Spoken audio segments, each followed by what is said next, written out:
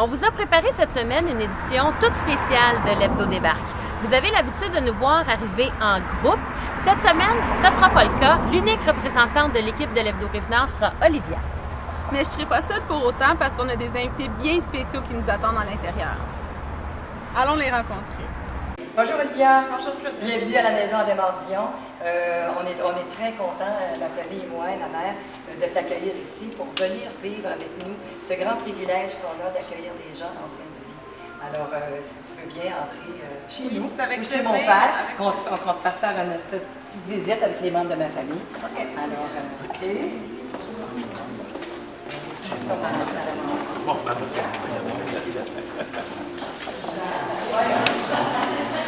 J'aimerais ça savoir pourquoi la maison s'appelle Desmardions. Comment cette maison-là est venue au sein de votre famille? Je crois que c'est au directeur général de poser cette question parce que c'est lui qui a frappé à notre porte. Et vous leur avez C'était un projet. C'était un projet. Et puis, quand on a su ça qu'il y aurait dans la Naudière une maison palliative que je venais de perdre mon mari, que je l'avais soigné pendant 1 an, qui avait un cancer généralisé, à la maison, je me suis retirée des médias et j'ai à la maison, je sais c'est quoi. Et les petites couvertes qu'ils ont sur le... J'en ai fait, lui, pour l'entortiller, il a toujours froid, mais quand on dit quelqu'un est malade, c'est en dedans qu'ils ont froid. Comment tu mettrais des sacs d'eau chaude, ils ont toujours un peu froid.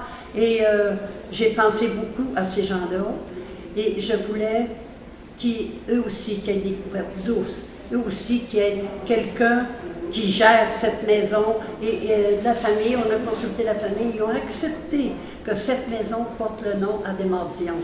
Ça n'a pas été un grand débat dans la famille. On dit, oui, et puis c'est pour ça qu'on s'en occupe. On s'en occupe pas par coup d'argent, parce qu'il y en a dans la famille qui ont de l'argent, mais qui ont peut-être 150 employés à faire vivre. C'est ça que le monde ne savent pas, mais nous autres, on le sait.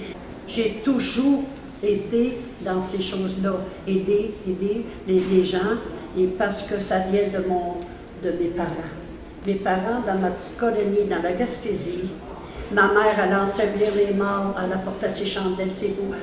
Elle avait 9 enfants à la maison, et mon père faisait des cercueils à la maison, avec, parce qu'il était un ébéniste, et puis j'ai appris.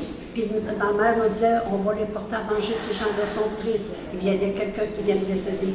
Alors, ça a été mon enfance et je continue. Et quand je serai partie, c'est pour ça que j'aime ça les voir là. Quand je serai partie, j'espère qu'ils vont continuer, les enfants. C'est comme, comment dirais c'est quelque chose que je n'ai pas besoin d'écrire pour leur dire qu'ils s'en souviennent. Ils savent que c'est que tout le bien que j'ai fait avec Jacques, en fait, maman, ce que j'allais. tu dis, c'est un lait que tu nous as fait avec Oui. tous les enfants. Oui. Et c'est inné en nous de faire un don de soi. Ça veut simplement dire aussi que l'inspiration vient de notre mère, la façon dont notre père est décédé, dans ses bras, à la maison, entouré de sa famille, entouré d'attention et d'amour. Je pense que les citoyens dans la Naudière ont compris, et c'est pour ça qu'ils ont appelé ça la maison des soins palliatifs à Desmardions, pour se souvenir de la façon dont il est entouré des siens. Je ne sais pas si c'est pour ça, mais quand j'ai vu des gens tout à l'heure je voyais les yeux de mon mari, des gens malades, surtout quand on parle du cancer. C'est la même chose, que ce soit une femme ou un homme qui a cette maladie que j'essaie, qui trouve quelque chose pour ceux pour la relève, que ce mot cancer n'existe plus. Donc, alors, on donne tout ce qu'on peut. Notre temps, c'est du bénévolat.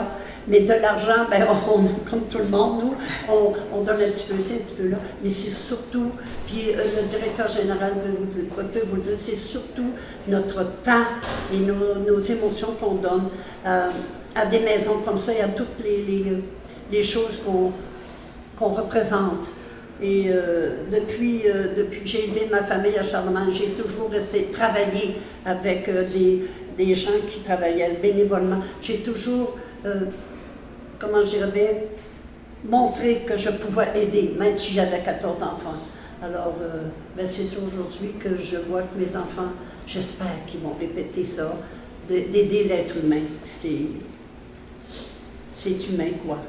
Si vous permettez, moi je pense qu'aujourd'hui, c'est sûr qu'on sollicite, qu'on est super sollicité aussi. Mais une journée comme aujourd'hui, d'être rassemblé avec mes frères et mes sœurs et de voir les vraies choses de la vie.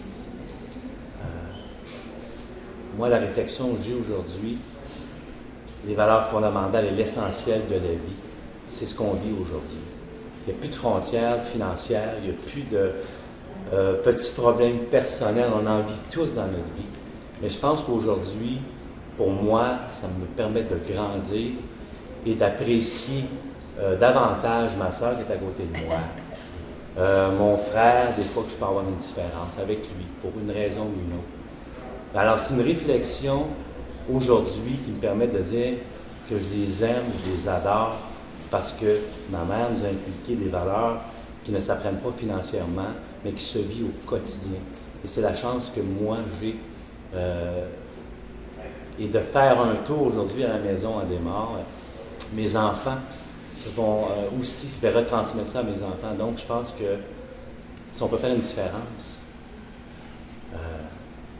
de notre temps, de notre bien, de ce qu'on a reçu, bien, on aura fait grandir la région de la Naudière. Je pense que, en tout cas pour moi personnellement, c'est important pour moi aujourd'hui d'être avec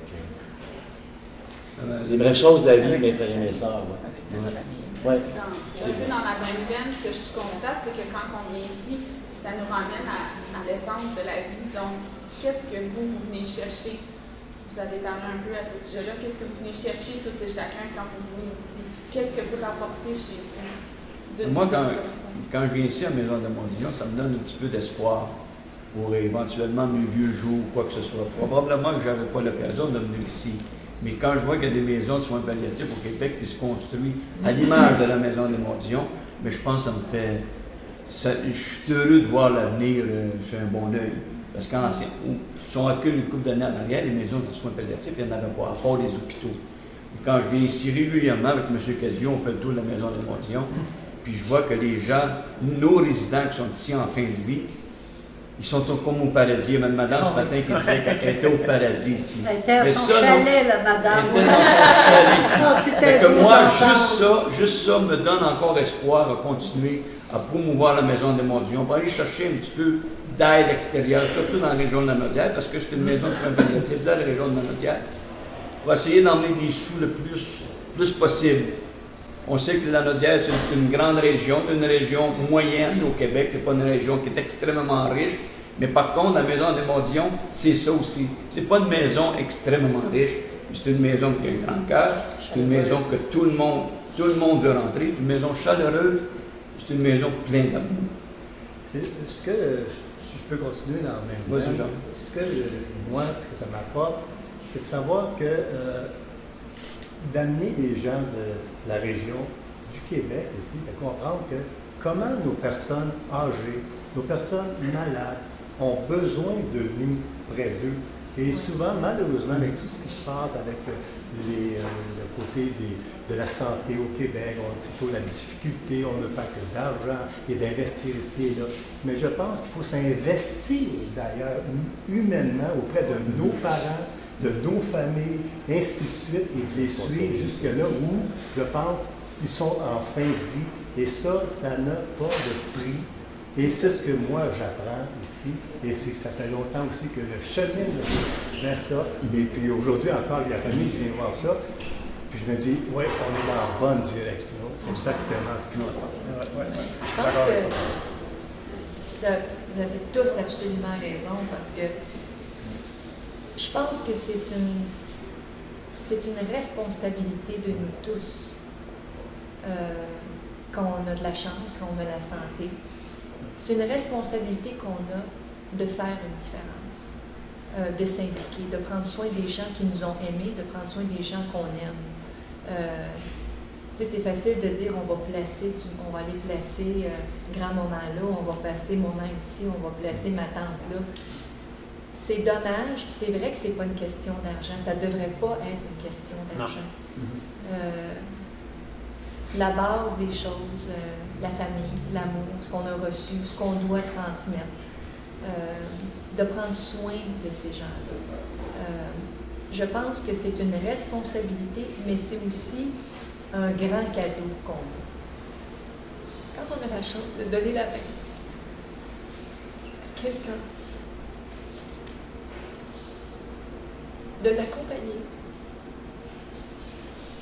au ciel, c'est un gros cadeau. C'est un gros cadeau pour nous, pas pour la personne qui va partir, ce voyageur.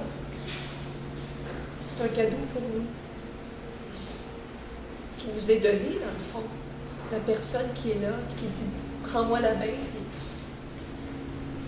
puis amène-moi ». C'est comme un enfant, tu sais, qui doit traverser la rue. On lui donne la main pour lui montrer le chemin. Puis quand une personne souffre, personne âgée, qui a mal, ou qui a perdu la tête, et on se doit de lui tenir la main. Et ça, moi, je me dis, c'est comme si on reçoit un cadeau, ça nous met en contact avec les dieux. Quand ma mère a tenu la main à mon père, à notre père, maman a dit, je te donne la permission de partir. Il était bien, il est parti bien parce que justement il sentait qu'il était porté, aimé. Et avec ses paroles, il s'est dit, ben, mon épouse va être correcte. Puis les enfants aussi. Elle me donne le OK de faire ce voyage. Et je pense que c'est important de sentir qu'on est bien, qu'on est porté et qu'ils ne seront pas tout seuls. Alors, c'est une responsabilité d'enfants, de parents, de membres de famille. Puis, il ne faut pas se dire que c'est nous autres qui faisons plaisir. C'est eux autres qui nous font un cadeau. Exact. Ça, c'est sûr et certain.